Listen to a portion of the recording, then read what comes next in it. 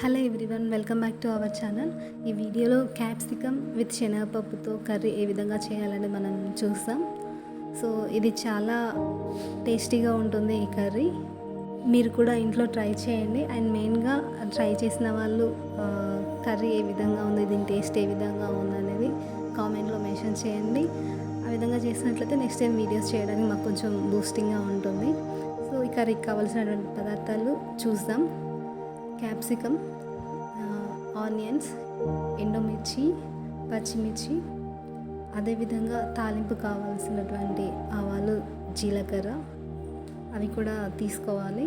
And కొత్తిమీర, టమాటా, అల్లం మిర్చి, అదేవిధంగా మనం ముందుగా నానబెట్టుకున్నటువంటి శనగపప్పు. నేనైతే ఇక్కడ 1 కప్, ఒక బౌల్, చిన్న బౌల్ అంతా శనగపప్పు నానబెట్టుకున్నాను.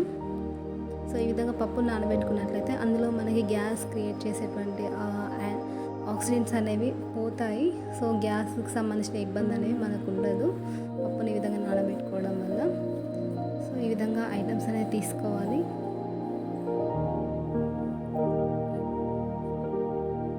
ఈ కర్రీ అయితే చాలా టేస్టీగా ఉంటుందండి.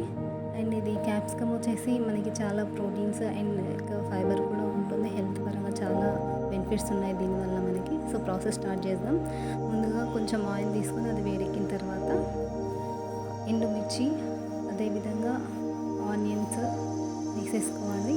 పచ్చిమిర్చి కూడా వేసుకోవాలి. అదేవిధంగా మనం తీసుకున్న తాలింపు గింజలు అంటే ఆవాలు, జీలకర్ర ఇవి కూడా యాడ్ చేసేసుకోవాలి. సో అవి కొంచెం వేగినంత వరకు మనం లో ఫ్లేమ్లోనే అవి వేడి చేసుకుంటూ మనం కొంచెం లైట్గా ఆనియన్స్ బ్రౌన్ కలర్ వచ్చేంత వరకు వేగించుకోవాలి.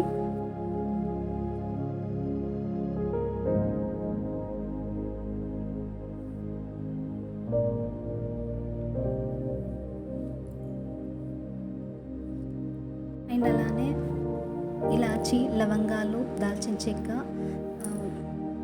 బిర్యానీ పువ్వు ఒకటి నేను తీసుకున్నానండి. అవి కూడా యాడ్ చేస్తున్నాను. ఇవి నేను ఇక్కడ దంచట్లేదు, డైరెక్ట్గా యాడ్ చేస్తున్నాను. ఆ విధంగా ఎందుకు చేస్తానని నెక్స్ట్ వీడియోస్లో మీకు చెప్తాను. సో ఆనియన్స్ బ్రౌన్ కలర్ లైట్గా వచ్చిన తర్వాత శనగపప్పును కూడా ఇందులో యాడ్ చేసుకోవాలి. సో ఈ విధంగా చేసుకొని కాసేపు ఒక 1-2 మినిట్స్ వేగించుకోవాలి. అంటే అందులో ఉన్నటువంటి పచ్చితనం అనేది, పచ్చి వాసన అనేది పోతుంది ఆ విధంగా చేయడం వల్ల. సో ఇది కొంచెం వేగిన తర్వాత మనం కట్ చేసుకున్నటువంటి క్యాప్సికమ్ కూడా యాడ్ చేసుకోవాలి ఇందులో.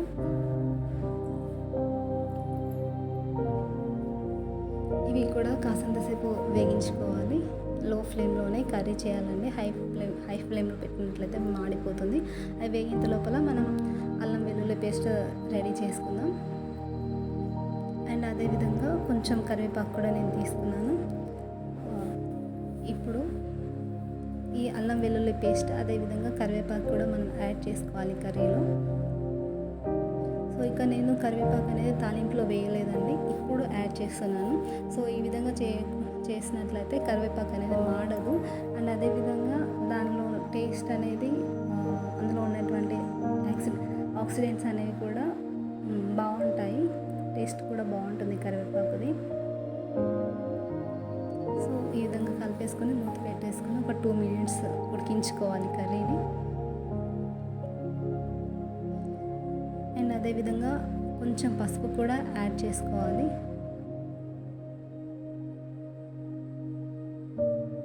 ఈ ప్రాసెస్ అంతా లో ఫ్లేమ్లోనే చేయాలండి, ఎప్పుడు కూడా హై ఫ్లేమ్లో పెట్టొద్దు. లో ఫ్లేమ్లో పెట్టినట్లయితే ఆ ఆవిరికి పప్పు అనేది ఉడుకుతుంది, పప్పు క్యాప్సికమ్ అనేది. అండ్ ఇక్కడ నేను కొత్తిమీర కాడల్ని యాడ్ చేస్తున్నాను. కొంచెం ఆకులు యాడ్ చేయట్లేదు, అవి లాస్ట్లో నేను యాడ్ చేశాను.